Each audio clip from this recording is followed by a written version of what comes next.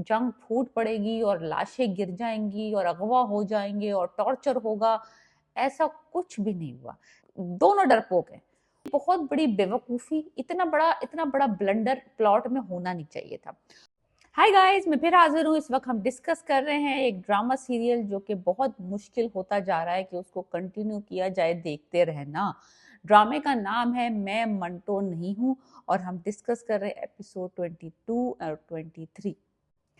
ये दोनों एपिसोड्स में जो सीन्स हैं, जो डायलॉग्स हैं, जो सिनेरियो है, वो वही है जो कि पिछली 4 से 5 एपिसोड में हम ऑलरेडी देख चुके हैं।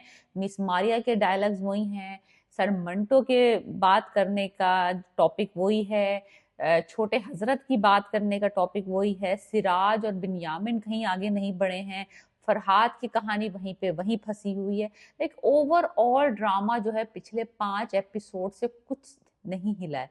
जब से कि वो डेथ हुई थी उसकी हम्माद की, उसके बाद से ये ड्रामा एक्चुअली बिल्कुल मुझे लग रहा था कि वो डेथ होगी और बस फिर जंग फूट पड़ेगी और लाशें गिर जाएंगी और अगवा हो जाएंगे और टॉर्चर होगा।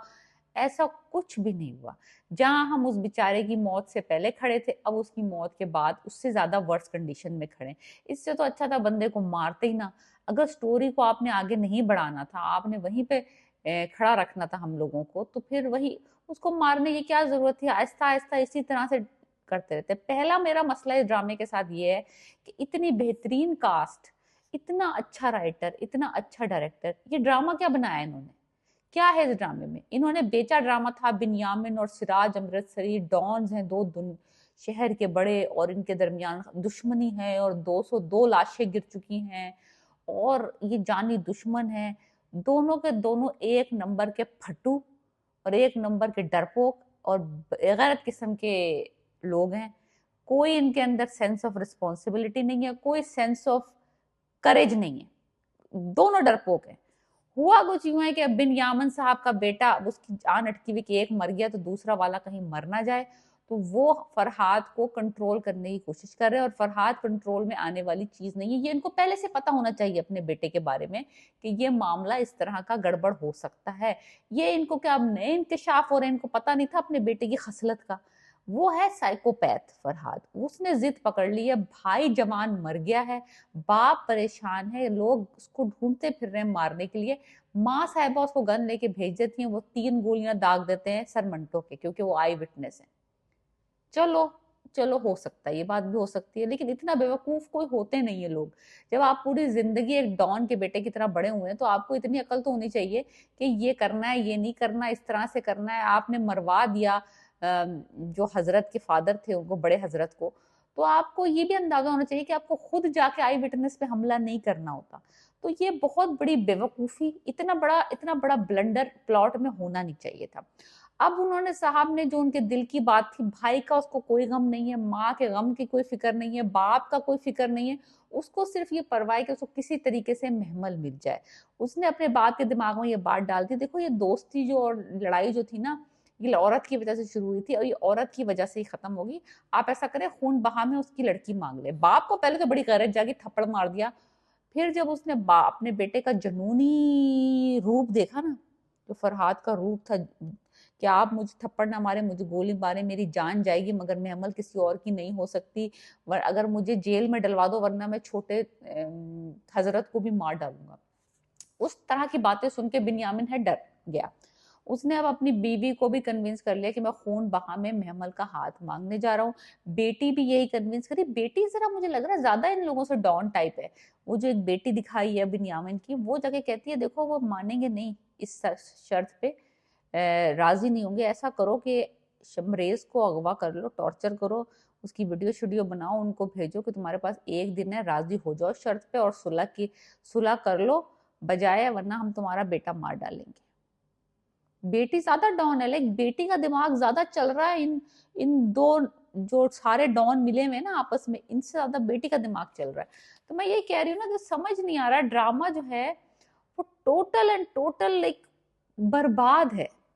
अब कब तक ये जो है ना राइम किए हुए जुमले सुनेंगे, ना लाडली, ना बेटा, ना ये हो रहा है बस पूरे ड्रामे में।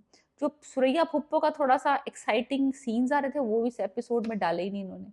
सुरैया फुप्पो कहीं कहीं नजर आ रही हैं। जो असल मजेदार सीन आ रहे थे, साइमा कर रही थी इतना अच्छा रोल, वो भी हटा दिए। पूरे 2 एपिसोड जो 22 और 23 है उसमें सर मंटो के लाइक 75% सीन्स सर मंटो के और मिस मारिया चौहान के हैं।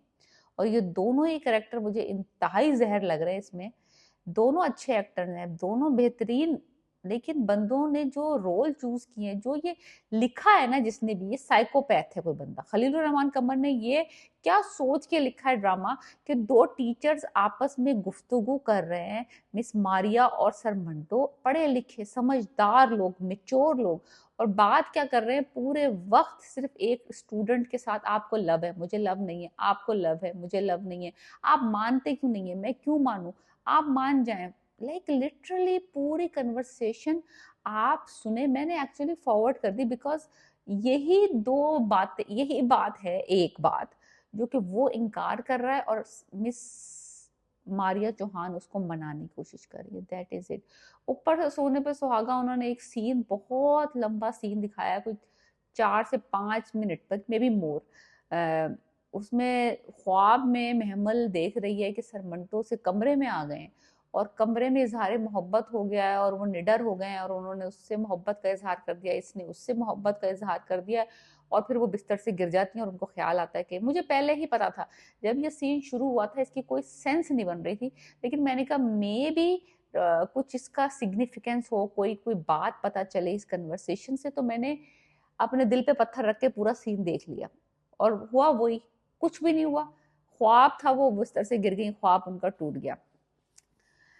अब ये कुछ हुआ है कि शर्त सबको पता है सिवाय फुप्पो सुरैया को अभी तक ये शर्त का नहीं पता, और महमल को इस शर्त का नहीं पता कि खून बहा के अंदर वो महमल का रिश्ता फरहाद से मांग रहे हैं। सराज जो है वो ये कोशिश कर रहा है कि उसका बेटा जो है ना वो गिरफ्तारी दे दे शमरेज, ताकि उसको अपनी बेटी को खून बहा में देना ना पड़े, कि वो भी अपने बेटे की गिरफ्तारी दे दे, ये भी अपने बेटे की गिरफ्तारी दे दे, दोनों बेटे जेल में रहेंगे, महफूज रहेंगे, खून नहीं बहेगा, खून बहा देने वाला प्रोसीजर शुरू नहीं होगा। तो अभी तक महमल को और सुरैया पप्पो को इस बात का पता नहीं है। सिराज अपने तरीके से अपनी बीवी के साथ मिलके ये मसला सॉल्व करने की कोशिश कर रहा है, लेकिन जो उनका बेटा है शमरेज, जिसने हम्माद का कत्ल किया है और जो कि वांटेड है बाय द पुलिस, वो उसने इनकार कर दिया है, मैं गिरफ्तारी नहीं दूंगा क्योंकि मैं 2 साल पहले ही जेल में रह के आया हूँ, I am sorry, I can not do this, मैं ये नहीं कर सकता। दूसरी तरफ फरहाद जो है वो मतलूब है बड़े हजरत के कत्ल के लिए और अटैक करने के लिए सरमंटो पे, तो उस पर 2 केस चल रहे हैं, तो वो भी, उसकी गिरफ्तारी भी ड्यू है, ताकि इन 2 केसों में बिन चाह रहा है कि उसका बेटे की गिरफ्तारी ना हो, कुछ कुछ कर करा के मामला सेट हो जाए, और सिराज ये चाह रहा है कि वो अपने बेटे की गिरफ्तारी दे दे ताकि उसको अपनी बेटी की शादी उस कमीने फरहाद से ना करनी पड़े। मैं तो कहती हूँ इनको मरने मारने दो आदमियों को, लड़कों को जान छुड़ाओ। ये कब तक होता रहेगा कि भाई लड़कियां जो हैं वो लड़कों की दुश्मनियों के खमियाजे भुगतते हैं। सिराज जो है ना बड़ा बेबस नजर आ रहा है, दूसरी तरफ बिन्यामिन बड़ा बेबस नजर आ रहा है। अगर तुम लोगों के अंदर जिगर नहीं है, फेफड़ा गुर्दा नहीं है लड़ाई करने का, खून बहाने का, तो अब तुम लोग ये इस तरह की दुश्मनियां पालते क्यों हो? तो इतने बड़े बड़े फोन पे चैलेंज क्यों दे रहे हो? अब तो ये खेल शुरू हो गया है, अब या तो तुम नहीं या हम नहीं, तो मारो, फिर कत्ल करो, उठो जाओ, बेटों को भेज देते हैं, खुद बुढ़े घर में बैठे रहते हैं। बच्चों को उकसा के एक को बेचारे को पैरालाइज कर दिया, नोरेज को, और दूसरे वाले को जेल में डाल रहे हैं। तो तुमने क्या किया है? यही सवाल सरमन तो पूछेंगे मुझे लगता है नेक्स्ट एपिसोड्स में, कि भाई आप लोग जो दुश्मनी दुश्मनी खेल रहे हैं, आपने खुद अपने हाथ से कितने लोगों को मारा है, और कब आपने गोली खाई है इस दुश्मनी के लिए जो आप इतना भड़क भड़क के दुश्मनियां कर रहे हैं? फरहाद मानने को राजी नहीं है। खतीजा जो है ना, अब मुझे लगता है कि उसको ये रास्ता मिल गया कि चलो अच्छा खून बहा लेते हैं, बेटी को लाएंगे, उनकी दबाएंगे, मारेंगे, कूटेंगे, बदला लेंगे, उनका खून खौलाएंगे।